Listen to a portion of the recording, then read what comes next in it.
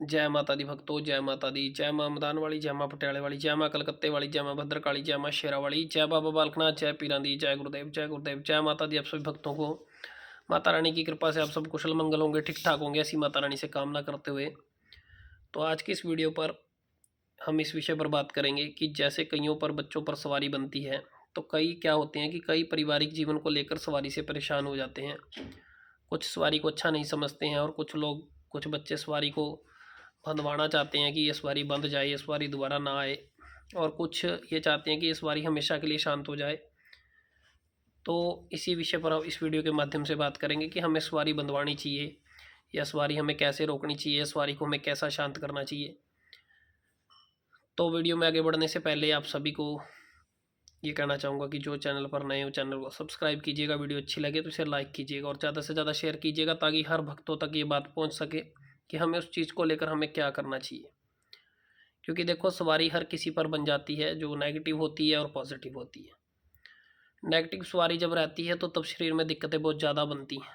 ठीक है, उन दिक्कतों को लेकर तो आप सभी चाहोगे कि ये नेगेटिव चीज़ हमारे शरीर में ना आए, क्योंकि जो हमें परेशान कर रही है ये नेगेटिव सवारी है जो हमारे शरीर से ये ख़त्म हो जाए। क्योंकि नेगेटिव सवारी के अंदर भूत प्रेत जिन जिन्नात मड़ी मसाणी, ठीक है, और कई प्रकार की अन्य शक्तियाँ जिनके कारण शरीर के अंदर दिक्कतें बनती हैं, पितरों के कारण, जब पितर प्रेत अवस्था के अंदर होते हैं उन वजह से। तो चलो, इन सवारियों को लेकर तो हर इंसान सीरियस रहता है कि ये चीज़ मेरे ऊपर ना आए और ये चीज़ मेरे शरीर से ख़त्म हो जाए। लेकिन जब आपके ऊपर पॉजिटिव सवारी बनने लग जाती है, माँ के अंश की ऊर्जा या बाबा भैरव की ऊर्जा, हनुमान जी की ऊर्जा, माता मसाणी की ऊर्जा, माता काली की ऊर्जा, माँ दुर्गा की ऊर्जा, अन्य किसी नाथ की ऊर्जा या पीरों की ऊर्जा, तो तब क्या होता है कि तब कई बार आप लोग समाज से डरते हुए आप सोचते हो कि इस बारी हमारी बंद जाए, इस बारी ना आए हम पर, या परिवार का दबाव बनता है, परिवार अच्छा नहीं समझते उस चीज़ को, तो वहाँ पर आप परेशान होने लग जाते हो। कई बार किसी की पत्नी पर आ रही होती है तो वो परिवार उसे स्वीकार नहीं करता कि इस बारी नहीं हमें लेनी है।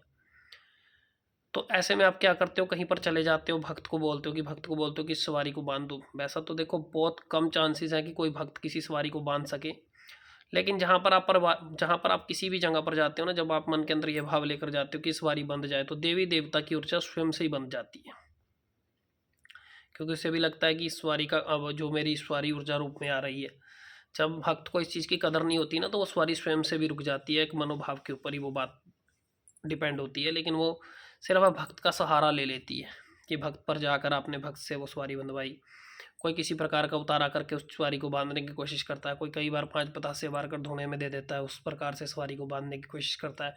कई बार कोई लौंग खिला देता है, कई बार कोई 2.5 लौंग दे देता है, कई बार कोई लड्डू बार देता है। किसी भी प्रकार से कई बार इंसान किसी भी तरह का उतारा करके या किसी भी प्रकार की हाजिरी देकर उस चीज़ को बांध देते हैं। तो लेकिन ऐसा कुछ नहीं होता कि सवारी बंद जाए, लेकिन वो आपके मनोभाव है। जब आप स्वयं से अपनी ऊर्जा को ख़त्म करवाने के लिए कर गए हो तो वो ऊर्जा बंद जाती है। तो ऐसे में फिर आपको क्या परेशानियां बनती हैं, क्या कारण है कि आपको दिक्कतें बननी शुरुआत देती हैं। सबसे ज़्यादा तो दिक्कत देखो वहाँ बनती है कि कई बार बहुत सारों बच्चों को ये नुकसान हुआ है। वो बोलते हैं कि आए ऐसे बच्चे दरबार में, तभी इस वीडियो के ऊपर बात करने जा रहा हूँ, क्योंकि हमें पता होता है। तो कई बार ऐसा होता है कि जब सवारी बंद जाती है ना, इंसान बहुत अच्छी कंडीशन में होता है, आर्थिक स्थिति मजबूत होती है, हर चीज़ मजबूत होती है, घर परिवार बड़ा अच्छा चल रहा होता है। क्योंकि सवारी एक हवा है, जब वो लहरती है ना, तो वो जब चक्कर चलता है तो वो घर परिवार की हर चीज़ को चला कर रखता है। ठीक है, क्योंकि वो ऊर्जा रूप में अगर किसी किसी को प्राप्त होती है, हर किसी के तो बस की भी नहीं है सवारी खेलना, और सवारी कोई खेल भी नहीं सकता, कोई अपनी मर्जी से नहीं खेल सकता। तो जब वो सवारी आती है, तो जब वो चलती है ऊर्जा, तो वो अपने घर के कर्म को, अपने सब आने वाले समय को हमेशा चीज़ खोलती है अपनी ऊर्जा के माध्यम से।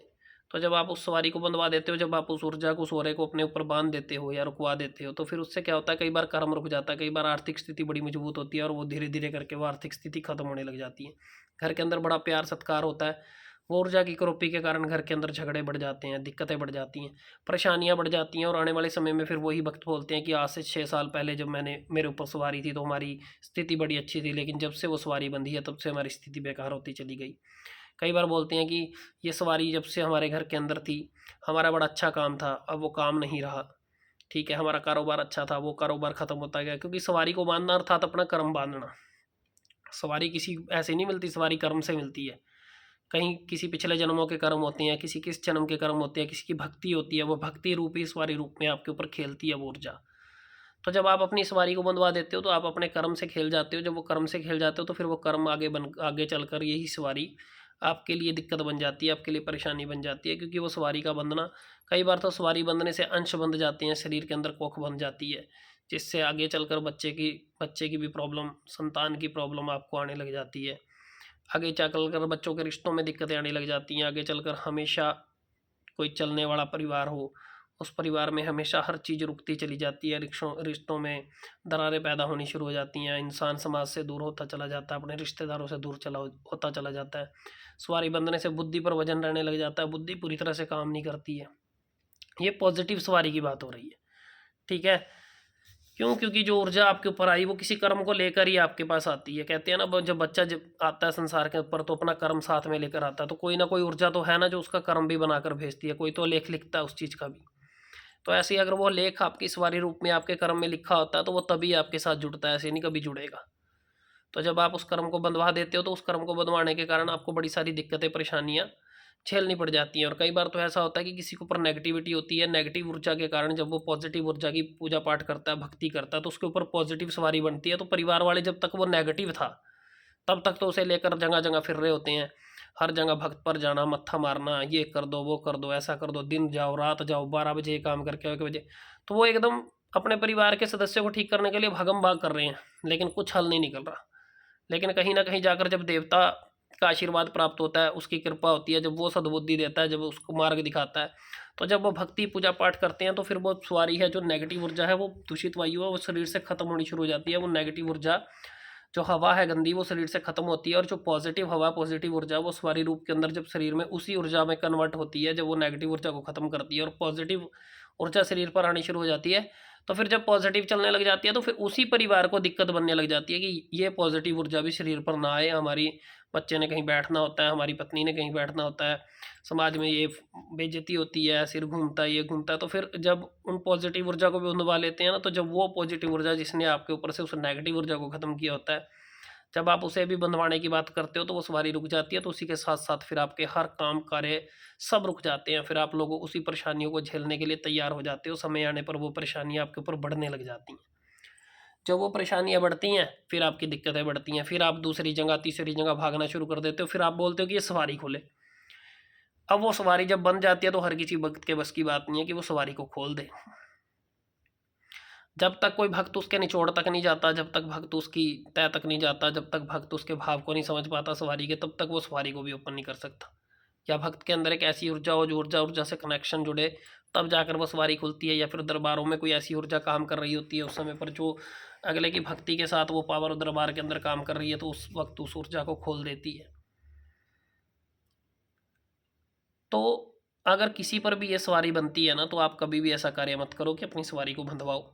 सवारी को शांत करने के लिए, रोकने के लिए आपको क्या करना चाहिए, ठीक है, ये मैं आपको इस वीडियो के माध्यम से नहीं बताऊंगा, नेक्स्ट वीडियो के माध्यम से बताऊंगा। लेकिन नीचे जब कमेंट आएंगे आपके, देखो अब जिसके साथ ये परेशानी बनी है, आप वीडियो के नीचे कमेंट करके ज़रूर बताइए कि हाँ, जब से हमारी सवारी बंदी है, जब से सवारी रुकी है, हमारी दिक्कतें, हमारी परेशानियाँ बढ़ी हैं या नहीं बढ़ी हैं, ठीक है।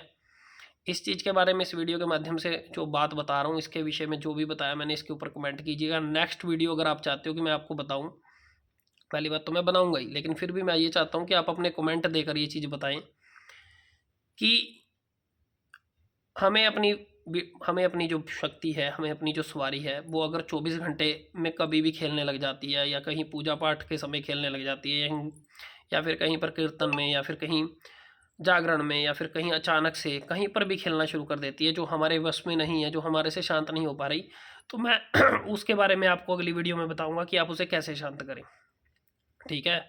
फिलहाल के लिए आप इस वीडियो को देखकर नीचे कमेंट जरूर कीजिएगा। उस चीज़ के लिए मैं फिर वीडियो बनाकर आपको डालूंगा, आप उसे भी अच्छे से देखिएगा। चैनल को सब्सक्राइब कर लीजिएगा, वीडियो को शेयर कीजिएगा। अच्छी लगी हो जानकारी तो कमेंट जरूर कीजिएगा, ठीक है। इसी के साथ आप सब भक्तों को जय माता दी, जय माता दी, जय माता दी।